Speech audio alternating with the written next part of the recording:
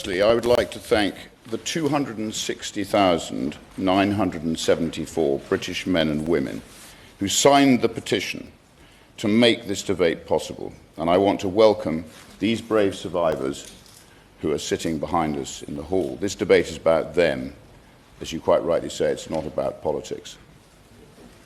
I want the world to hear what we heard during the 2 weeks of our independent rape gang inquiry hearings, an inquiry that should never have needed to happen.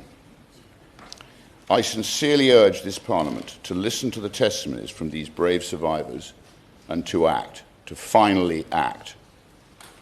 So the first testimony: he took his pants down, penetrated me, had sex with me.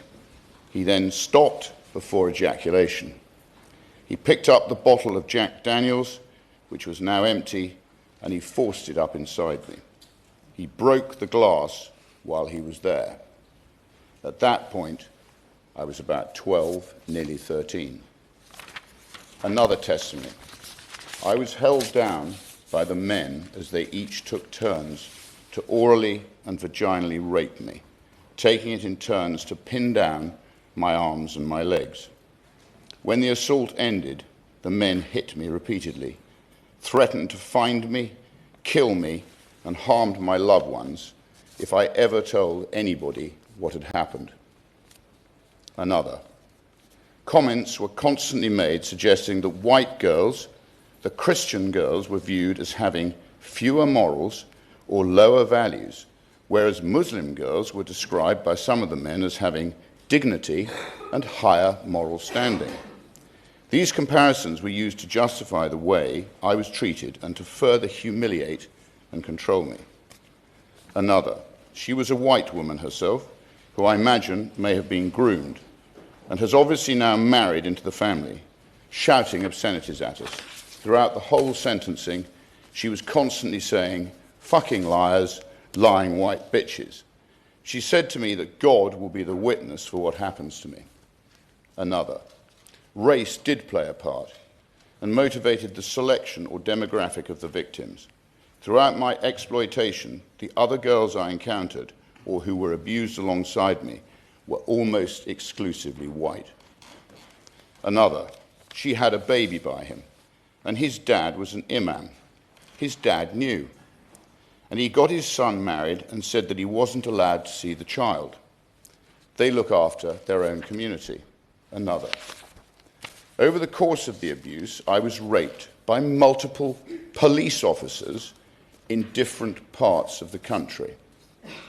Another: he put a cigarette out on the baby's face. Another: it started when I was 13. I was raped by probably about 600 or 700 different men over 3 years.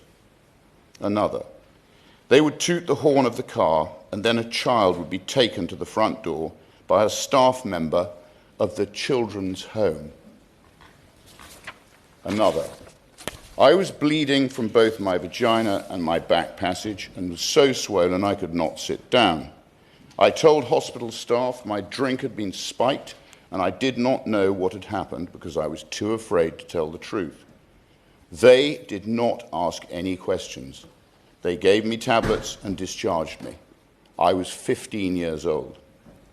Another: things would escalate around Eid and holidays. Parties got bigger, got worse, got more violent. More people involved, more girls involved. The parties were just bigger. Another: the main clash that I kind of had with the religion side of it was I grew up as a Christian. I would wear my cross because it was something really special to me. It was just used as a way to break me down. They said, "Where is your God now? Has your God forsaken you?" Another: it was all of the white girls in every home that I went to. I remember a man opening the back of a van and I saw 15, 20 girls locked in dog cages. Another: dogs were brought in and I couldn't move at all. I had nowhere to move. I think that was the scariest thing, was not having any concept of it. There were men around me, not horrified, not disgusted, not helping, but filming and laughing. making bets on whether the dog could actually rape me or not. And yes, I was raped by a dog. The man just held my face, stared me down straight in the eyes, and he wanted to see me break, and he did. Another, I just want it to stop and not happen to any other children, and for people to actually act, to do something and stop being so scared. I could continue for hours and hours. All of us in this building have a responsibility to finally act. Not to talk, but to act.